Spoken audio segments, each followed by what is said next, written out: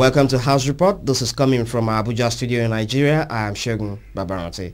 It's a new year and I have for you a review of some of our reports in 2009 from the House of Representatives and the State House. The retrospect on banking sector, FG assured Nigerians on safe banking system. On politics, it was maintained that President Erdogan remained in office, and Health Minister announced approval of the construction of 7 specialty hospitals. And on boundary, Nigerians attacked in Bakassi Peninsula. We also told you of how Nigeria resorted to foreign loans again. And on the deplorable state of Abuja, how reps wanted FCT minister to resign. Now we bring you short stories on those headlines. It's House Report in retrospect.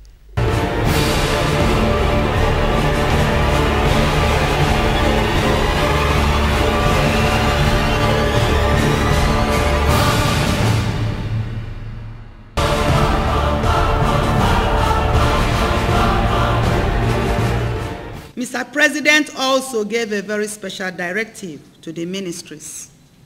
And this directive is that no ministry should move funds out of the 5 banks whose MDs were removed. This is because the banks are safe and CBN has injected money to ensure that the banks cannot go under.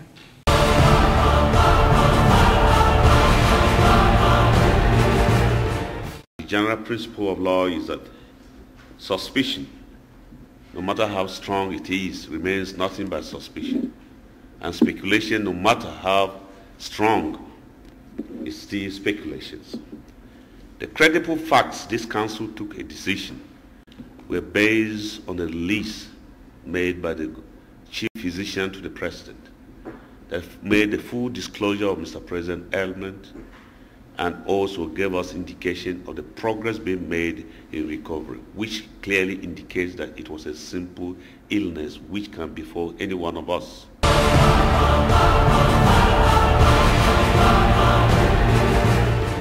Health Minister Professor Babatunde Oshitimei made the assurance at a meeting with the Nigerian Senate Committee on Health last Tuesday.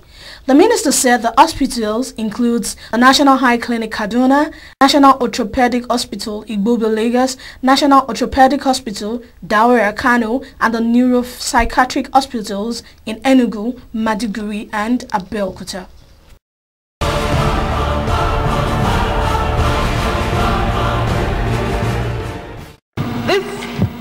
The Bakassi Peninsula has been in contention for a while, but with the ceding of the peninsula to Cameroon, an agreement was signed by both countries called the Green Tree Agreement.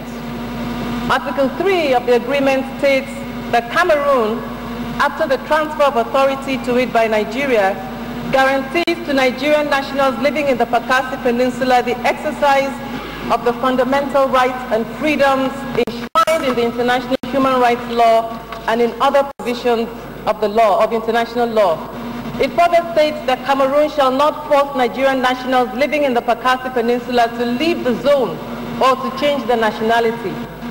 It further states that Cameroon shall respect the culture, language, and beliefs of those Nigerians living in the zone.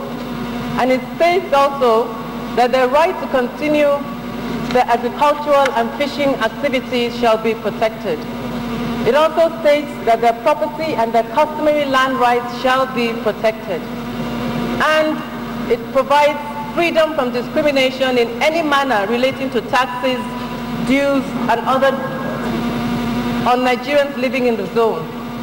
And it mandates the Cameroonian government to take every necessary measure to protect Nigerians living in the zone from any harassment or harm. It's disheartening to note that Cameroon government has blatantly refused to abide by the Green Tree Peace Agreement.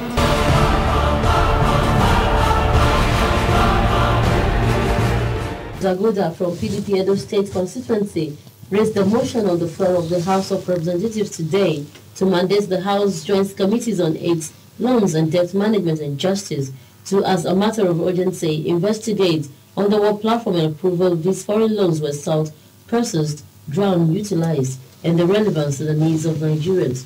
This country will be 49 years old. We will be attaining 49 years as a nation. Are we saying that will be taking foreign loan to combat malaria, to combat yellow fever, to combat hepatitis, and to combat war and loss. Agodo recalls that Nigeria was appreciated for its exit from the burden of foreign debt a few years ago through the concerted efforts of the federal government, the National Assembly and non-governmental organizations, and expressed disappointment over the recent report attesting to Nigeria's foreign debt totaling $3,600,000, which is said will be used to combat malaria in the country. It sounds ridiculous.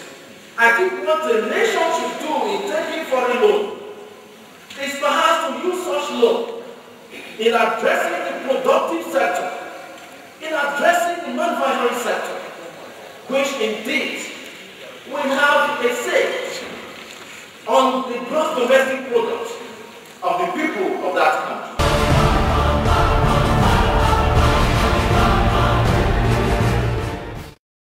In what could be described as a vote of no confidence, the House said the Minister of the Federal Capital Territory, Alhaji Muhammad Adamu Aleru, has failed in the primary obligation of maintaining infrastructure and keeping the city clean. The lawmakers urged him to resign from office to allow for the appointment of a more competent person to superintend over the city, alleging that whereas large budgetary allocations have been made for the administration, commensurate results have not been recorded. The only achievements that I've noticed in the present administration of Abuja is the increment of the land fee and the installation of road bonds.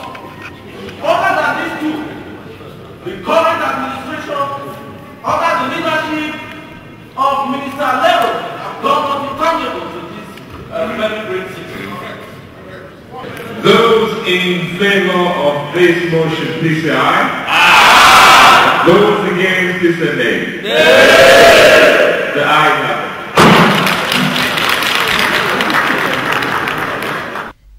And that has been a review of some of our reports in 2009. Thanks for logging on.